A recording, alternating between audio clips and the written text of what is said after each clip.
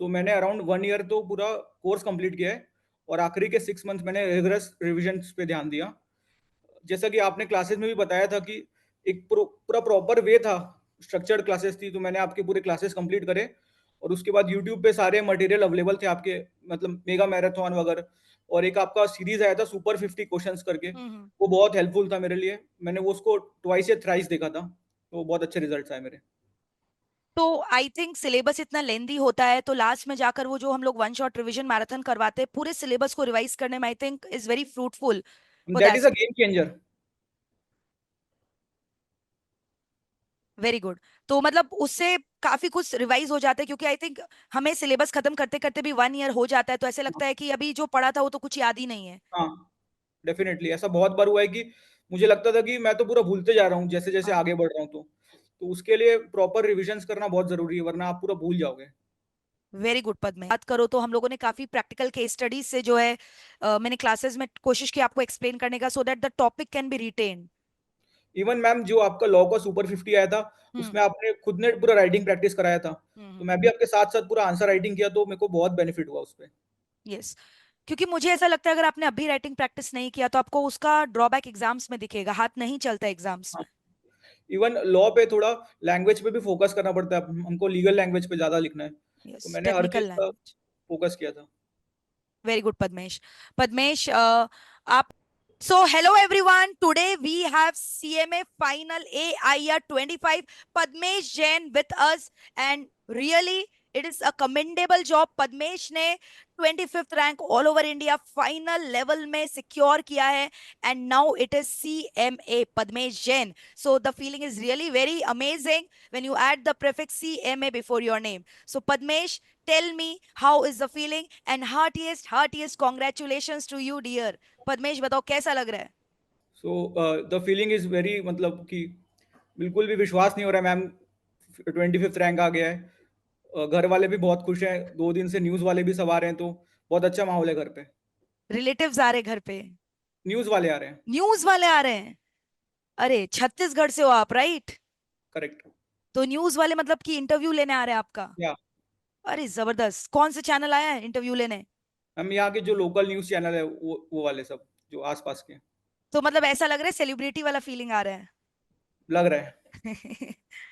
तो भाई बहुत जबरदस्त भाई, बहुत मेहनत लगता है, ऐसे ही नहीं आ जाता है रैंक। तो आई थिंक आपने भी उतना ही मेहनत किया होगा, lot of sleepless night, lot of sacrifices, तभी आज आप इतने कामयाब हो। और तभी लोग जो हैं आपका इंटरव्यू लेने के लिए जो है इतना जो है इंक्लाइंड हो रखे हैं। तो Padmesh, tell me about your journey. आपने ये रैंक लाने के लिए कितना मेहनत किया, and what was your strategy for getting the rank? For the rank it was a long vision. जब मेरा इंटरमीडिएट कंप्लीट हुआ था, तभी मैंने डिसाइड कर लिया था कि फाइनल पे बोथ ग्रुप देना है। सो मैंने अराउंड 1 ईयर तो पूरा कोर्स कंप्लीट किया है और आखिरी के 6 मंथ मैंने रिगरस रिविजन्स पे ध्यान दिया। जैसा कि आपने क्लासेस में भी बताया था कि एक पूरा प्रॉपर वे था, स्ट्रक्चर्ड क्लासेस थी, तो मैंने आपके पूरे क्लासेस कंप्लीट करे और उसके बाद यूट्यूब पे सारे मटेरियल अवेलेबल थे आपके, मतलब मेगा मैराथन वगैरह, और एक आपका सीरीज आया था सुपर 50 क्वेश्चंस करके, हम्म। वो बहुत हेल्पफुल था मेरे लिए। मैंने वो उसको ट्वाइस या थ्राइस देखा था, तो बहुत अच्छे रिजल्ट्स आए मेरे। तो आई थिंक सिलेबस इतना लेंदी होता है, तो लास्ट में जाकर वो जो हम लोग वन शॉट रिवीजन मैराथन करवाते हैं पूरे सिलेबस को रिवाइज करने में, I think is very fruitful for that that. Is a game changer. Very good. तो मतलब उससे काफी कुछ रिवाइज हो जाता है, क्योंकि आई थिंक हमें सिलेबस खत्म करते करते भी 1 ईयर हो जाता है, तो ऐसे लगता है कि अभी जो पढ़ा था वो तो कुछ याद ही नहीं है। हाँ, डेफिनेटली ऐसा बहुत बार हुआ है कि मुझे लगता था कि मैं तो पूरा भूलते जा रहा हूँ जैसे जैसे हाँ। आगे बढ़ रहा हूँ, तो उसके लिए प्रॉपर रिविजन्स करना बहुत जरूरी है, वरना आप पूरा भूल जाओगे। Very good Padmesh. पद्मेश, आप मुझे बताओगे कि 8 डेज कंटिन्यूअस आपने एग्जाम्स दिया है, हाफ डे भी नहीं रहता है कंप्लीटली प्रिपेयर करने के लिए, तो वो जो एग्जाम के एक दिन पहले वाला प्रेशर होता है उसको कैसे ओवरकम किया जा सके, और उसमें किस तरह से we should do the preparation? हम वो जो कंटिन्यूअस 8 दिन का प्रेशर है, ऐसा तो मैंने लाइफ में कभी देखा ही नहीं था, क्योंकि इंटरमीडिएट मैंने सिंगल सिंगल ग्रुप दिया।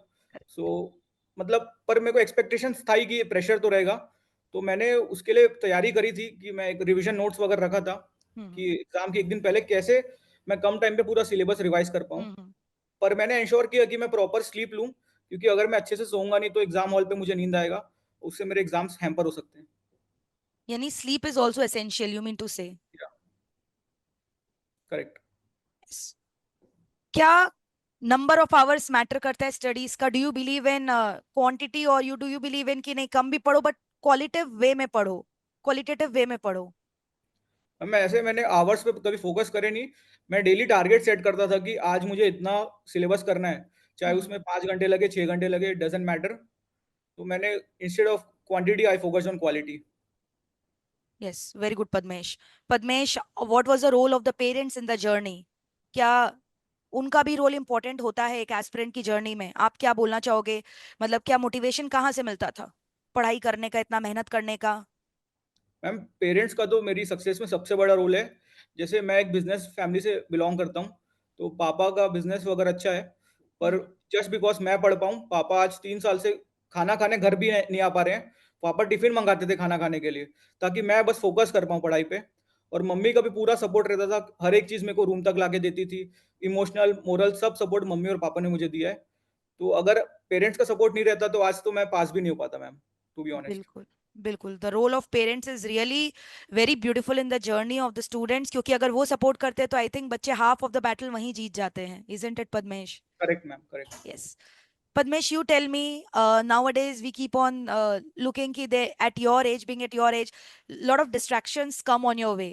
चाहे वो सोशल मीडिया का डिस्ट्रैक्शन हो, या रिलेशनशिप का डिस्ट्रैक्शन हो, या कुछ और चीज का डिस्ट्रैक्शन हो, कोई चीज का एडिक्शन है, आपको गेम खेलने का एडिक्शन है। तो आप मुझे बताओ, क्या आपकी लाइफ में भी ऐसा कोई डिस्ट्रैक्शन था और आपने उसको कैसे ओवरकम किया, अगर था तो? हम एज सच डिस्ट्रैक्शन तो कुछ था नहीं, मैं सोशल मीडिया में ज़्यादा प्रेजेंट था नहीं। मतलब जब मैंने सीएमए कोर्स में एंट्री लिया तभी मैं सब बंद कर दिया था। हम्म। और मैंने एक चीज़ एंश्योर किया कि मेरा फ्रेंड सर्कल काफ़ी छोटा रहे, और हम्म। जो मेरे फ्रेंड्स हैं वो सब मेरे मतलब वेल थिंकर्स ही थे। उन्होंने मुझे हमेशा सपोर्ट किया है। जैसे मेरे एक फ्रेंड है सुमित मिश्रा, वो भी सीएमए कर रहा है। तो हम्म। हमारे बीच में हमेशा एक हेल्दी कॉम्पिटिशन रहता था, और हम दोनों एक-दूसरे का बहुत हेल्प कर रहे हैं कोर्स में। तो आज मेरे फ्रेंड का मेरे सक्सेस में बहुत बड़ा रोल है।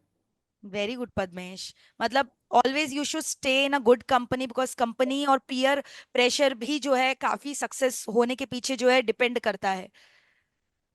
क्योंकि करेक्ट, जैसा हम जानते हैं, एक गंदी मछली पूरे तालाब को गंदा कर देती है। तो अगर कंपनी आपका सही नहीं होगा तो वो भी कहीं ना कहीं जाकर हमारे ऊपर एक आ ही जाता है peer pressure. Correct. And even ma'am, talking about relationships, so I would suggest कि we should avoid in this journey, because ups and downs आते हैं, तो आपको कहीं न कहीं डिस्ट्रैक्शन ही होगा रिलेशनशिप से तो। हम्म। यस, बिल्कुल।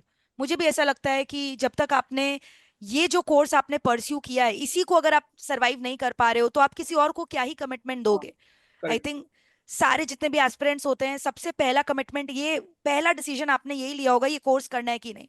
पहले आप इसको तो सही ढंग से निभा लो, बाद में कमिटमेंट दूसरों को कर लेना। Correct. Padmesh, you tell me कि आपने कैसे क्या क्या स्ट्रेटजीज फॉलो किया था रैंक लाने के लिए? आप क्या टिप्स देना चाहोगे? 3 important tips that you want to share with our aspirants, how to keep themself motivated and how to cope up with this success, with this hard work, dedication. क्या करना चाहिए रैंक लाने के लिए? First of all, choose your faculty wisely. आप उनके मतलब faculty सबसे इम्पोर्टेंट रोल प्ले कर रहा है, क्योंकि आपको पूरे जर्नी पे उन्हीं के वीडियोज़ देखना है। तो मैंने सबसे टॉप क्वालिटी के फैकल्टी से वीडियोज़ लिए थे, और मैंने क्या किया कि मैं कभी भी मटेरियल मल्टीपल फैकल्टी का सॉल्व नहीं करा।